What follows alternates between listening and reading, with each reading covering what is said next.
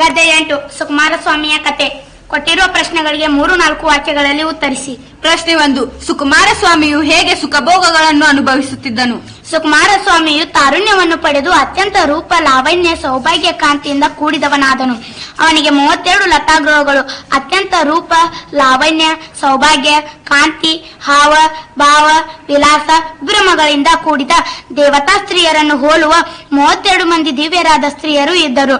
32 ಬಗೆಯ ನಾಟ್ಯಗಳು, 32 ಕೋಟಿ ಹೊನ್ನು, 5 ಬಗೆಯ ರತ್ನಗಳು ಎಂಬವೆಲ್ಲವುಗಳನ್ನು ಹೊಂದಿದ್ದ ಸುಕುಮಾರಸ್ವಾಮಿ ಎಲ್ಲಾ ರೀತಿಯ ಸುಖಗಳನ್ನು ಅನುಭವಿಸುತ್ತಿದ್ದನು. ಪ್ರಶ್ನೆ 2. ಅರಸ ಋಷಭಾಂಕನು ಆಶ್ಚರ್ಯಗೊಳ್ಳಲು ಕಾರಣವೇನು?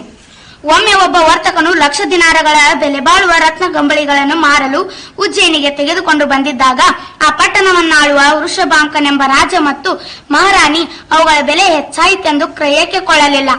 ಆದರೆ ಸುಕುಮಾರಸ್ವಾಮಿಯ ತಾಯಿ ಅಷ್ಟೂ ಬೆಲೆ ಕೊಟ್ಟು ಖರೀದಿಸಿ ಅವುಗಳನ್ನು 32 ತುಂಡುಗಳನ್ನಾಗಿ ಮಾಡಿ ಸೊಸೆಯಿಂದರಿಗೆ ಪಾದುಕೆಗಳಿಗೆ ಸಿಕ್ಕಿಸಿಕೊಳ್ಳಲು ಕೊಟ್ಟಳು. ಈ ಸಂಗತಿಯನ್ನು ತಿಳಿದು ರಾಜನು ಆಶ್ಚರ್ಯಪಟ್ಟನು. ಪ್ರಶ್ನೆ 3. ಋಷಭಾಂಕನು ಸುಕುಮಾರಸ್ವಾಮಿಗೆ ವ್ಯಾಧಿ ಇದೆ ಎಂದುಕೊಳ್ಳಲು ಕಾರಣವೇನು? ವೃಷಭಾಂಕನು ಸುಕುಮಾರಸ್ವಾಮಿಯ ಮನೆಗೆ ಆಗಮಿಸಿದಾಗ ಸಜ್ಜನರು ಸೇವಕರು ಬಳಿ ಸಾಸುವೆಗಳನ್ನು ಮಂಗಳಕರವೆಂದು ಇಬ್ಬರಿಗೂ ಮಂತ್ರಾಕ್ಷತೆಯನ್ನು ಹಾಕಿದರು. ಆ ಬಿಳಿ ಸಾಸುವೆ ಕಾಳುಗಳು ಸುಕುಮಾರಸ್ವಾಮಿ ಕುಳಿತಿದ್ದ ಆಸನದಲ್ಲಿ ಒತ್ತುತ್ತಿದ್ದುದರಿಂದ ಸೊಂಟವನ್ನು ಅತ್ತಿತ್ತ ಹೊರಳಾಡಿಸುತ್ತಿದ್ದನು. ದೀಪ ನೋಡಿದಾಗ ಅವನಿಗೆ ಕಣ್ಣೀರು ಸುರಿಯುತ್ತಿತ್ತು. ಅಲ್ಲದೆ ಊಟ ಮಾಡುವಾಗ ಸುಕುಮಾರಸ್ವಾಮಿ ಆಹಾರದ ಅರ್ಧಾಂಶವನ್ನು ನುಂಗುತ್ತಾ ಇನ್ನುಳಿದ ಅರ್ಧಾಂಶ ಆಹಾರವನ್ನು ಉಗುಳುತ್ತಿದ್ದನು. ಅದನ್ನು ಅರಸನು ನೋಡಿ ಸುಕುಮಾರಸ್ವಾಮಿಗೆ ವ್ಯಾಧಿ ಇದೆ ಎಂದು ಭಾವಿಸಿದನು. ಪ್ರಶ್ನೆ 4. ಸುಕುಮಾರಸ್ವಾಮಿಯ ವ್ಯಾಧಿಗೆ ಮದ್ದನ್ನು ಏಕೆ ಮಾಡಿಸಿಲ್ಲ ಎಂದು ಅರಸನು ಕೇಳಿದಾಗ ತಾಯಿ ಯಶೋಭದ್ರೆಯು ಏನೆಂದು ಹೇಳಿದಳು?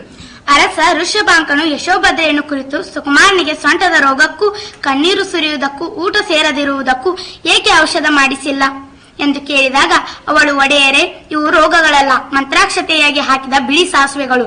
ಒತ್ತಿತ್ತುದುದರಿಂದ ಸಹಿಸದಾದನು. ಅವನು ಯಾವಾಗಲೂ ಮಾಣಿಕ್ಯ ರತ್ನದ ಬೆಳಕಿನಲ್ಲಿ ಇರುವುದರಿಂದ ದೀಪದ ಬೆಳಕನ್ನು ಸಹಿಸಲಾರದೆ ಅವನ ಕಣ್ಣಿನಲ್ಲಿ ನೀರು ಬರುತ್ತಿತ್ತು. ನೀವು ಬಂದ ಸಂದರ್ಭದಲ್ಲಿ ತಾವರೆ, ನೈದಿಲೆ ಹೂಗಳ ಸುವಾಸನೆಯಿಂದ ಕೂಡಿದ ಅಕ್ಕಿಯೊಂದಿಗೆ ಬೇರೆ ಅಕ್ಕಿಯನ್ನು ಮಿಶ್ರ ಮಾಡಿ ಬೇಯಿಸಿದ ಅನ್ನವನ್ನು ಬಡಿಸಿದ್ದರಿಂದ ಅವನು ಸುವಾಸನೆಯ ಅಕ್ಕಿಯ ಅನ್ನವನ್ನು ನುಂಗುತ್ತಿದ್ದನು, ಉಳಿದ ಅನ್ನವನ್ನು ಉಗುಳುತ್ತಿದ್ದನು. ಆದುದರಿಂದಲೇ ಅವನಿಗೆ ಈ ಅವಸ್ಥೆಗಳಾಗಿವೆ ಎಂದು ಹೇಳಿದಳು. ಅದನ್ನು ಕೇಳಿ ಅರಸನು ಆಶ್ಚರ್ಯಪಟ್ಟನು.